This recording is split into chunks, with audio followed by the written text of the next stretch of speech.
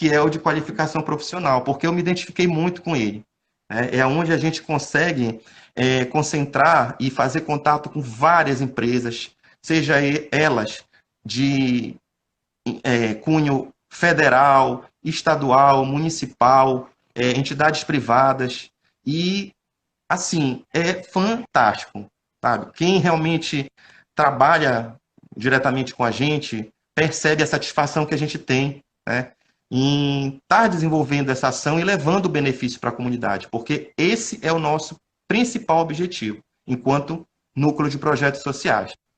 Haja vista que trabalhamos numa instituição religiosa, né, e precisamos dar essa retribuição à comunidade através das nossas ações. Então, de que forma se propaga essa parceria? Nós temos vários parceiros e cada um desses parceiros tem o seu valor imensurável, né, por nós. Um deles é o SENAI, que é o Serviço Nacional de Aprendizagem Industrial. E a gente pode abrir a exceção de estar fazendo essa divulgação, porque ele é o nosso parceiro, né? Então, temos o SENAR, que é o Serviço Nacional de Aprendizagem Rural, também, que a gente promove com eles cursos de capacitação, né, e profissionalização. A exemplo do Senai, só para dar alguns exemplos para não ficar muito extenso. A exemplo do Senai, ano passado, nós tivemos uma organização, né, para que fosse promovida o curso de costureira industrial do vestuário, né?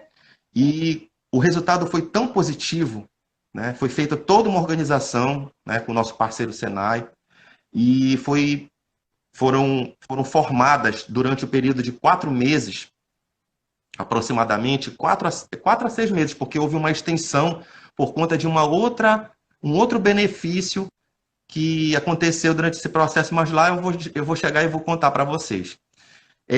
Nós formamos essas 30 profissionais, 30 novos profissionais, né, nesse período de aproximadamente 5 meses. É uma parceria muito interessante porque o curso ele vem até nós, né? O Senai, ele de certa forma, beneficia a comunidade trazendo a carreta, onde é o espaço onde são proferidas essas aulas, né, para essas pessoas, principalmente de cunho de vulnerabilidade, melhor dizendo, de vulnerabilidade social, né, econômica, e que estão desempregadas. Tá? Vale a pena ressaltar isso, porque isso é muito importante. A gente faz um processo, né, de seleção onde nós vamos realmente beneficiar quem realmente precisa. É feito todo um processo, todo um critério, né, de seleção para que pessoas que realmente estejam em vulnerabilidade sejam contempladas com o curso. E a grande maioria é. Né? Às vezes, umas são ofertadas por terceiros, mas existe uma prova. Né? Existe uma prova para que você seja selecionado para poder estar fazendo o curso. Então, assim, foi um resultado muito... Está sendo, não foi? Está sendo um resultado muito positivo para nós, porque a gente acaba atingindo o nosso objetivo, que é a formação de geração de renda e emprego com a capacitação desses profissionais. Então, esse é o nosso projeto de qualificação profissional. Eu dei o exemplo do Senai, que é o nosso parceiro, e eu falei que eu ia fazer um adendo, né, em relação a essa questão toda, que o curso ele foi tão bem reconhecido e certificado, né, elogiado pela comunidade em geral, que nós fizemos um encerramento do curso, né, que foi um desfile temático, né, de peças produzidas pelas próprias novas profissionais costureiras industrial do vestuário, que foi celebrado na Casa de Plácido, que é uma área que nós temos no nosso complexo da Basílica Santuário de Nazaré, e lá foi realizado esse desfile. E o bacana disso tudo, quando eu falo em questão de trabalho em equipe, é que muitos dos nossos colegas, que não eram, né, não são apenas do núcleo de projetos sociais, mas de outros setores também participaram. E foi muito legal. A assessoria de comunicação, né, a nossa colega Aline Andrade deu uma cobertura muito legal, a Pastur, a Tainá, que também deu apoio como modelo, sabe? Foi, cara, é inesquecível. No Facebook da Basílica Santuário tem lá os registros, foi do ano passado, depois a gente pode deixar aqui nos comentários o período, para as pessoas irem procurar, mas foi em junho do ano passado isso. E foi assim, eu sou muito suspeito para falar, né? E deu uma visibilidade muito grande do nosso trabalho, né? Da importância do NUPES, do Núcleo de Projetos Sociais, né? Nos profissionais que compõem, tanto o pedagogo, como o assistente social, como a psicóloga, né? Que tem esse cuidado enquanto missão, como valores da empresa e missão, esse atendimento à nossa comunidade que precisa, a comunidade carente, a comunidade que está desempregada, né? Para que possa gerar renda e emprego. Então, isso realmente eu me demorei mais nesse projeto, porque é o projeto que eu lido diariamente. Então, eu não poderia deixar de comentar, de falar um pouquinho dele. Mas o importante é deixar, ao final dessa fala, é a importância do trabalho em equipe. Sem a equipe, a gente não é nada.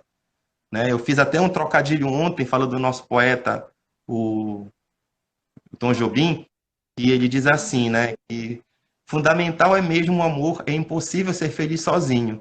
E aí eu mudo um pouquinho esse diálogo, né, dessa frase, dizendo que é fundamental é mesmo o trabalho em equipe. É impossível fazer tudo sozinho. Então, é isso. Eu fecho assim, essa parte das nossas ações, do nosso projeto, com esse projeto que é o meu menino dos olhos. Né? É um trabalho que a gente faz com muita dedicação, né? A gente recebe um reconhecimento muito grande por conta dessa atuação, porque eu acredito assim, Jair, que tudo que a gente faz de coração, né, com vontade, acreditar, né, acreditar em Deus, acreditar que isso é uma fase que a gente está vivendo agora, né, mas que a gente vai sair. Então, a gente fica realmente contagiado, emocionado com isso. E a gente atinge os nossos objetivos, né, com toda essa força, essa esperança, a gente vai conseguir sim, vai continuar a trilhar e a seguir o nosso propósito enquanto profissional.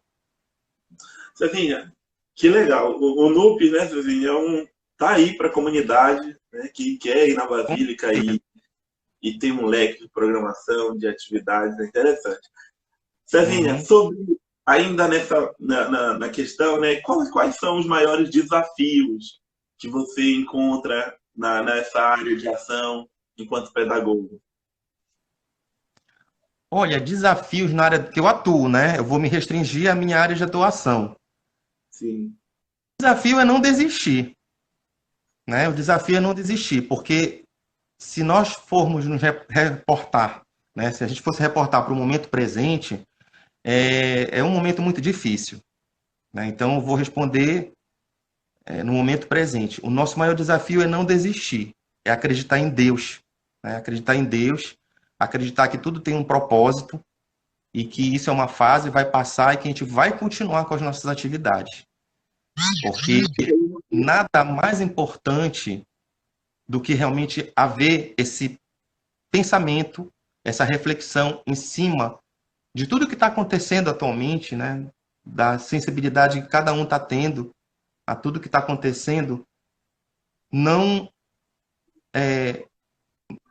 não ter essa sensibilidade. Não sei se eu estou conseguindo me expressar bem, mas não conseguir ser sensível. Acho que todo mundo vai sair mudado, transformado depois desse período. Então, tentando responder a tua pergunta, né, eu acredito em Deus. Acho que essa é a resposta. O nosso desafio é continuar a acreditar. É continuar a acreditar. Não desistir e nunca perder a fé. Que isso tudo vai passar. Vai passar. César, e a maior alegria enquanto profissional pedagogo? Qual foi a maior alegria da tua profissão assim, até aqui, filho? Olha, até aqui eu lembro dessa história, foi muito bonito, muito legal. Que foi? Pois é, antes de eu ser pedagogo institucional, eu fui pedagogo de sala de aula, né? O famoso professor. E aí eu atuei nas séries iniciais. Na verdade, existem vários momentos, né, significativos para estar colocando, mas eu acredito que dois são fundamentais. O primeiro é essa questão de atuar em sala de aula, haja vista que eu trabalhei com séries iniciais, é você perceber no aluno, né, que ele aprendeu a ler e a escrever. Então, quando você, enquanto profissional da educação, atuante em sala de aula, e eu acredito que isso não seja só uma visão minha, seja a visão de muitos pedagogos e educadores de maneira geral. É quando você percebe que trabalha com séries iniciais, alfabetização, é quando você percebe esse nível de aprendizado, né? Esse nível de, tipo, como diz o paraense, égua, eu atingi o meu objetivo. Então, é uma satisfação muito grande, é uma alegria muito grande. E na minha prática atual enquanto pedagogo institucional, é ver que os nossos objetivos estão sendo atingidos.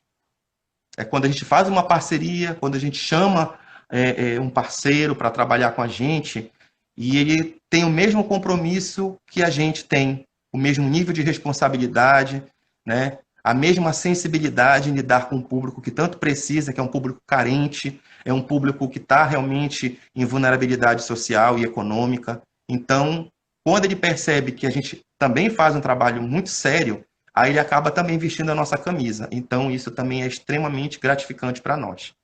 Tanto num segmento, numa visão de pedagogo, de sala de aula, como um institucional, esses dois momentos realmente são de fundamental importância que me marcaram bastante. Que legal, Cezinha. Cezinha, vamos chegando na hora da mensagem. Deixa uma mensagem positiva para a nossa comunidade. Olha, as notícias começam a ser melhores, César, do que, bora dizer que 5 dias lá atrás. Parece que começam a surgir notícias boas. Deixa uma mensagem para a nossa comunidade, além de como profissional pedagogo, mas uma mensagem otimista também. Eu sei. Eu ontem, nós havíamos conversado e eu vejo assim, que nada substitui o ser humano, né? O pedagogo, né, o profissional da educação, em detrimento a qualquer progresso tecnológico. A gente tem isso como prova que aconteceu. A gente está tentando, né, houve essa tentativa de fazer, mas ninguém é obrigado a dominar nada, tecnologicamente falando, né? A gente está aprendendo, né? Isso é um processo natural. Então, o que eu percebo é essa importância do capital humano, dos valores que cada um carrega, né, das suas experiências de vida, das suas experiências tanto a nível pessoal como profissional, a gente fazer valer, né? E esse capital humano está acima de qualquer progresso tecnológico, né? O que seria do progresso tecnológico se não fôssemos nós? Não ia existir nunca, né? Então, nada substitui o capital humano, nada substitui o valor do ser humano. E eu acredito que, primordialmente, enquanto mensagem de pedagogo, né, em cima talvez até havendo uma coincidência de conteúdos, em cima dessa fala, né, de conhecimento, de aprendizado, tem uma pensadora, né, uma teórica da educação que nós, aqui, né, pedagogos, conhecemos muito, muito bem, que é a Maria Montessori. Nós temos o nosso querido, né, Paulo Freire, nosso, abre aspas, pai da educação, fecha aspas, né? Mas realmente o que mais assim, né, não que ele, Deus o livre, né, não seja importante, lógico que ele é a referência para todos, mas a questão de identidade para as práticas educacionais e práticas profissionais, eu vejo que a Maria Montessori aí é perfeita, porque combina com o propósito que eu desenvolvo, né? A questão da autonomia, né? Dessa questão da liberdade com limites, né? Em respeito ao desenvolvimento das fases, né? do indivíduo, seja o desenvolvimento natural em relação às habilidades físicas, sociais, né? As habilidades psicológicas.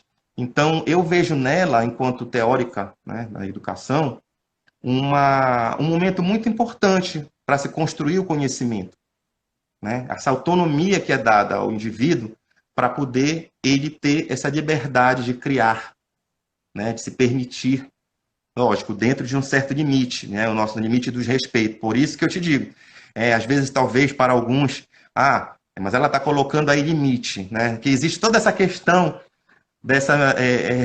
a gente precisa desmistificar essa questão de algumas nomenclaturas, né? Ah, porque tem limite na fala da Maria Montessori. Tá, mas é um limite que vai gerar o respeito, porque sem respeito as coisas não funcionam.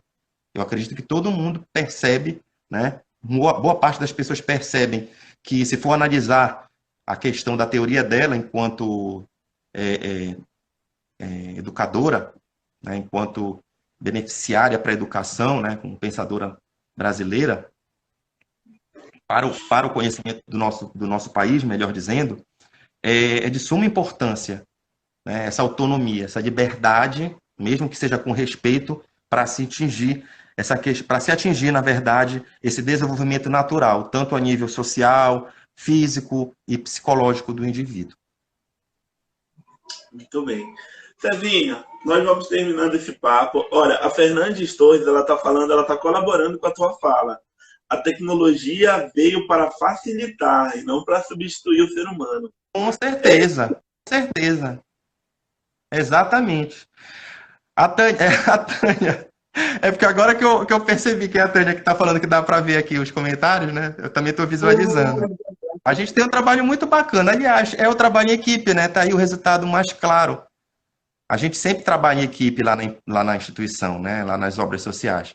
Então, é de suma importância. Eu sempre friso e sempre vou repetir, nunca vou cansar de dizer que o trabalho em equipe, quando realmente feito com afinco, né? Com responsabilidade, compromisso, sem sombra de dúvidas, ele só tem sucesso, só tem um resultado positivo.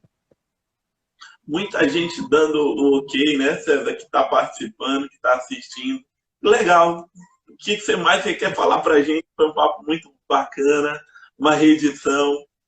Muito feliz de ter conversado com vocês, de você ter partilhado para a gente tudo isso. Vamos documentar. Então, seguimos, César. Parabéns, tá bom? Vamos seguir. Obrigado, amigo. Olha, sucesso aí para vocês, né? O Cantinho é um projeto social, né? Fazer a minha fala que todos, não sei se todos que estão assistindo sabem, mas o Cantinho São Rafael é um projeto social assistido pelas obras sociais da Paróquia de Nazaré, que faz um trabalho incrível, entendeu? Sigam eles no Instagram, sigam eles no Facebook, principalmente no Facebook, onde já tem muito material lá do que eles realmente desenvolvem com as crianças, com os adolescentes. E eu sou suspeito, né, Jair? Então, eu só digo, entrem no Face e adicionem o Cantinho São Rafael, que realmente é um trabalho incrível, tanto a nível educacional, o compromisso, a responsabilidade, e o teu trabalho que é incrível, Jair. Parabéns. Obrigado pelo convite e aguardo os próximos aí para a gente tratar outros assuntos futuramente. Tá bom? Nós vamos. Vamos pensar lá na frente, porque é interessante esse diálogo. Queria também te parabenizar. Pessoalmente, já falei várias vezes, né? Impressionante como o Núcleos é grandioso para a nossa missão, para nossas obras sociais, para o Nazaré. E teu trabalho lá, tua seriedade, tua organização, impressionante. E a gente é parceirão. Até mais, Cezinha. Conta com a gente. Pode contar. Obrigado. Que legal. Deixa eu fazer aqui. Ok. Hoje eu vou tentar pegar pouco no celular, porque ontem teve um momento de erro, né? Mas olha que legal, que diálogo bacana com o César, né? Essa explanação sobre uma outra área da pedagogia, um outro lado da pedagogia, que de repente você não sabia. Olha só, você aí que acha a pedagogia interessante, mas, poxa, eu não gosto de sala de aula. Tem outros campos, tem outras áreas. Recentemente a gente teve a partida do nosso amigo Roberto França, que era da área hospitalar, amado pelos atendidos do Filiola, né? E então a pedagogia ela tem esses braços. Agora nós vamos falar com uma professora. Nós vamos falar com aquela que tem a missão junto às crianças, junto aos alunos, né? De fazer acontecer a educação, o processo que todos nós conhecemos, e que é a Noelle Santos, que falou ontem com a gente também, mas houve aquele problema. e a gente vai conversar com ela, dialogar sobre os desafios da sala de aula, né? Sobre os desafios de fazer educação sem as amarras do tradicional, com uma pessoa muito ligada, muito conectada a se atualizar. Então, já mandei o convite, estou aguardando ela aí receber e dar ok para a gente. O César falou da Maria Montessori, né? A italiana que não podia medicar, apesar de ser médica, e ela compreendeu que as crianças podiam mais, que as crianças podiam ser olhadas de maneira diferente. E Bom fez. Já está dia! a Noelle. Noelle, bom dia, você está bem? Bom dia, tô bem, graças a Deus. Olha que legal. Vamos para o segundo dia de conversa e, Vamos. e é satisfação muito grande conversar com você, que é uma pessoa que eu admiro muito. Eu estava falando aqui que você é alguém muito antenada a fazer o novo, muito corajosa, Uhum, né? verdade. Do teu currículo. Fala um pouco, Noelle, do teu currículo, da tua profissão. Você vai falar um pouco, primeiro, sobre esse ser professor, né? Esse desafio que é a sala de aula. Fala pra gente. Tá. Antes de tudo, quero te agradecer o convite, tá? Mais uma vez. E ontem eu não nos parabenizei, né? Não parabenizei os colegas pelo dia de ontem, né? Então hoje eu os parabenizo e parabenizo também os colegas de letras, né? Que hoje é dia dos profissionais de letras. Então, já tocando o gancho e do que o César acabou de falar em relação ao trabalho em equipe, né? Venho E, parabenizar os nossos colegas de letras, né? Que também estão aí na luta com a gente, estão aí na batalha diária com a gente, né? Então, parabéns aos nossos colegas. Bom, ontem